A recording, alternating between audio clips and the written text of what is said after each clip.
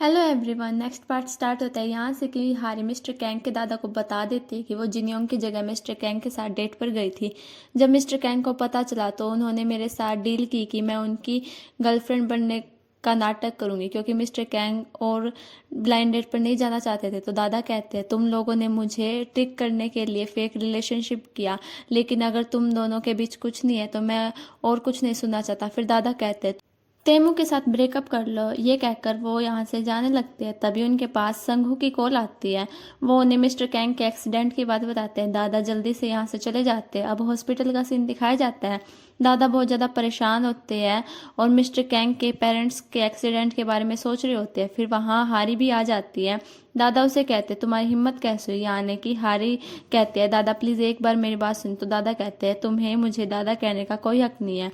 इतने में mister Kang वहाँ आ जाते हैं और कहते हैं मैं ठीक हूँ। उनके हाथ में फ्रैक्चर होता है। तो दादा कहते हैं तुम ठीक तो हो, कहीं तुम्हें और तो नहीं लगी। मिस्टर कैंग हारी की तरफ देखते हैं। तो दादा कहते हैं तुम फेक रिलेशनशिप में थे क्योंकि तुम्हें ब्लाइंड डेट पर नहीं जाना चाहते थे, तो इसलिए तुमने इतना बड़ा झूठ बोला। फिर हारी कहते हैं मिस्टर कैंग मैं अभी चलती हूँ। फिर वो जाने लगते हैं तो मिस्टर कैंग उसका हाथ पकड़ लेते हैं और रोकते हैं और दादा से कहते हैं हम फेक रिलेशनशिप में नहीं है, मैं शिनहारी से प्यार करता हूँ। नेक्स्ट सीन में दादा एक रूम में होते हैं और काफ़ी ज़्यादा गुस्से में होते हैं। संगू वहाँ आता है तो वो उस पर गुस्सा करने लगते हैं कि तुम दोनों ने मुझे उल्लू बनाया। इतने में मिस्टर कैंग वहाँ आ जाते हैं और कहते हैं संगू पर गुस्सा मत कीजिए, ऑफ कोर्स ये मेरी साइड में होगा क्योंकि ये मेरा सेक्रेटरी है। दादा कहते हैं अब इसको ख़त्म करो। तो दादा कहते हैं ठीक है, पर मैं कभी शादी नहीं करूंगा और ना ही आपको पोते पोती मिलेंगे। दादा हैरान हो जाते हैं। मिस्टर कैंग कहते हैं मुझे नहीं लगता कि मुझे कोई ऐसी औरत मिलेगी जिससे मैं शिनहारी की तरह प्यार कर सकूंगा। अगर आप चाहते हैं कि मैं हमेशा काम करता रहूं और कभी शादी ना करूं तो आप जैसा चाहते हैं वैसा करें। दादा कहते हैं तुम मुझे धमकी दे रहे हो। मिस्टर कैंग कहते हैं जब आप शिनग्युम से मिले थे तब तो आपको वो पसंद थी। तो दादा कहते हैं तब मुझे नहीं पता था कि ये सब झूठ है। तो मिस्टर कैंग कहते हैं मैंने उसे फेक रिलेशनशिप में आने के लिए फोर्स किया था, ये सब मेरी गलती है, मैं सच में उसे पसंद करता हूँ। अब हारी का दिखाया जाता है। हारी जिन्योंग के साथ कार में होती है। जिन्योंग कहती है दादा ने क्या कहा, कहीं उन्होंने तुम्हें पैसे देकर मिस्टर कैंग से ब्रेकअप करने को तो नहीं कहा। तो हारी कहती है तुम ये मुझे चीयर अप करने के लिए कह रही हो। तो जिन्योंग कहती है तुम्हें याद है मेरे कॉलेज वाला एक्स, मेरे डैड ने उसे मुझसे ब्रेकअप करने के लिए पैसे दिए थे। फिर अचानक से बारिश स्टार्ट हो जाती है तो हारी जिनयोंग से कहती है वापस हॉस्पिटल जाना है। जिनयोंग उसे हॉस्पिटल तक छोड़ देती है। हारी अंदर आती है। वहाँ दादा और संगू होते हैं। हारी उनसे कहते हैं बाहर बारिश हो रही थी तो मुझे मिस्टर कैंग की चिंता हुई। दादा उसे कुछ नहीं कहते और वहां से चले जाते हैं। संगू कहता है आप जा सकती है। हारी अंदर आती है। मिस्टर कैंग कहते हैं तुम वापस क्यों आ गई, कहीं तुम मुझे मिस तो नहीं करी थी। हारी कहती है आपने सही कहा। फिर हारी उनके पास आ जाते हैं। वे दोनों विंडो से सियोल टावर को देखने लगते हैं। मिस्टर कैंग कहते हैं मुझे याद है मैंने एक बार मेरे डैडी से कहा कि सियोल टावर दिखने में क्रिसमस ट्री की तरह लगता है। तो हारी कहती है आपने कहा है तो मुझे अब ये देखने में भी वैसा ही लग रहा है। मिस्टर कैंग बताते हैं कि उस दिन मेरे डैड सच में ऑकवर्ड सिचुएशन में फंस गए थे।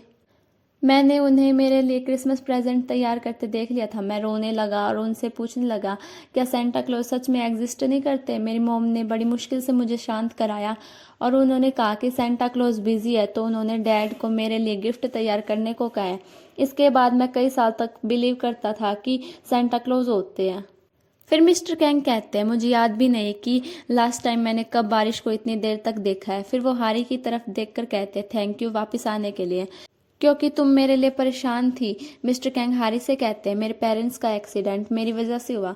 फिर सीन फ्लैशबैक में चला जाता है। मिस्टर कैंग के पेरेंट्स कहीं जा रहे होते हैं। मिस्टर कैंग उन्हें कहता है आप मत जाइए, आज मेरा बर्थडे है। डैड आपने कहा था आज आप मुझे अम्यूजमेंट पार्क में लेकर जाएंगे। तो उनके डैड कहते हैं हम जल्दी वापस आ जाएंगे।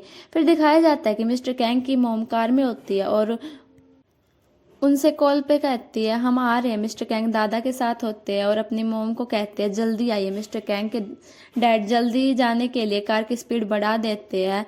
बाहर काफ़ी तेज बारिश हो रही होती है। तभी उनकी कार का एक्सीडेंट हो जाता है। मिस्टर कैंग रो रहे होते हैं। दादा उन्हें वहां देखने से रोकने लगते हैं। फिर सीन दोबारा से प्रेजेंट में आ जाता है। मिस्टर कैंग वो सब याद करके उदास हो जाते हैं। हारी उनसे कहते हैं आपको पता है आपकी स्माइल कितनी ब्राइट थी जब आप अपने पेरेंट्स के बारे में बात कर रहे थे। मैं आपके चेहरे को देखकर बता सकती हूँ कि आपके पेरेंट्स ने आपको बहुत प्यार से बड़ा किया है। वे भी आपको खुश देखना चाहते होंगे। फिर हारी उन्हें हक कर लेती है। फिर सुबह का सीन दिखाया जाता है। हारी मिस्टर कैंग के पास सो रही होती है, वो जग जाती है।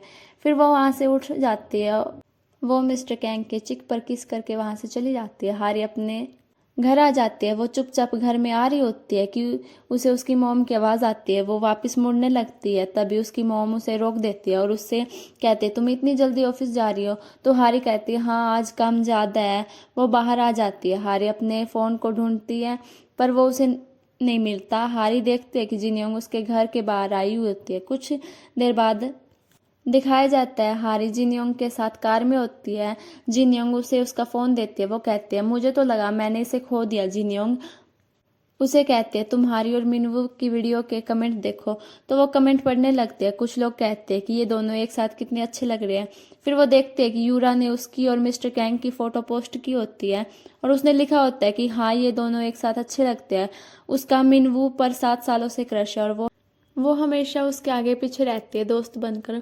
वो काम के बहाने उस पर डोरे डाल रही है जबकि उसका बॉयफ्रेंड कंपनी का प्रेसिडेंट है। फिर दिखाया जाता है कि दादा भी वही कमेंट पढ़ रहे होते हैं। नेक्स्ट सीन ऑफिस का दिखाया जाता है। 2 एम्प्लॉय बात कर रहे होते हैं कि प्रेसिडेंट अपने एम्प्लॉय को कैसे डेट कर सकते हैं।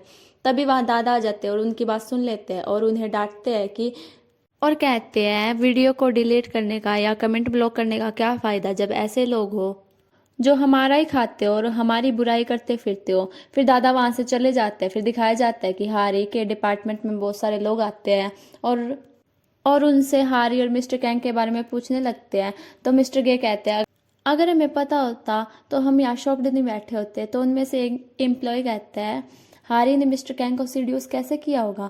आपको क्या लगता है आज मिस्टर कैंग क्यों नहीं आए? शायद वो इम्बेस्ड होंगे कि वो जिसे डेट करे वो किसी और को भी डेट कर रही है। तभी हारी वहाँ आ जाती है। वे सभी वहाँ से चले जाते हैं। हारी की बॉस उसे कहती है तुम्हें पता है करंट सिचुएशन क्या है? तो हारी कहती है हाँ। बॉस बताती है कि जो प्रोजेक्ट हम कर रहे थे वो हमें बंद करना होगा। सभी हैरान हो जाते हैं। बॉस कहती है उस वीडियो को डिलीट कर दिया गया है पर जो कहानी फैल चुकी है तो कंपनी वालों ने तय किया है कि उस प्रोजेक्ट को कंटिन्यू नहीं करेंगे। नेक्स्ट सीन में जिनयोंग हारी से फ़ोन पर बात कर रही होती है कि क्या तुम्हारे को वर्कर तुम्हारी पीठ पीछे बातें बना रहे हैं। तो हारी कहती है ऐसा कुछ भी नहीं है, मैं अपने को वर्कर्स के साथ लंच के लिए जाने वाली हूँ। फिर वो कॉल कट कर देती है। जिनयोंग देखती है कि उसकी कज़न उसे ही देख रही होती है तो वो जानबूझकर ऐसे करने लगती है जैसे कि वो संगू से बात कर रही होती है। उसकी कजन उससे कहती है तुम्हारा सच में अच्छा टाइम चल रहा है पर तुम्हें अपने डैड से केयरफुल रहना चाहिए। तुम अपने डैड को जानते हो ना। तो जिनयोंग कहती है तुम मेरे डैड को बीच में क्यों ला रही हो। तो वो कहते हैं अगर उन्हें पता चला कि तुम संगू को डेट कर रही हो तो वो बहुत ज़्यादा गुस्सा होंगे। तो जिनयोंग कहती है उन्हें बताने का सोचना भी मत वरना मैं तुम्हें मार डालूंगी। वो कहते हैं मैं नहीं बताऊंगी लेकिन मैं ये सिर्फ संगू के लिए कर रही हूँ।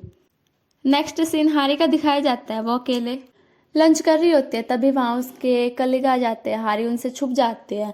तभी वहाँ 2 लोग आते हैं और हारी की भी बात कर रहे होते हैं कि मैंने सुना है उसे मेगा हिट अवार्ड इसलिए मिला क्योंकि वो मिस्टर कैंग को डेट कर रही थी।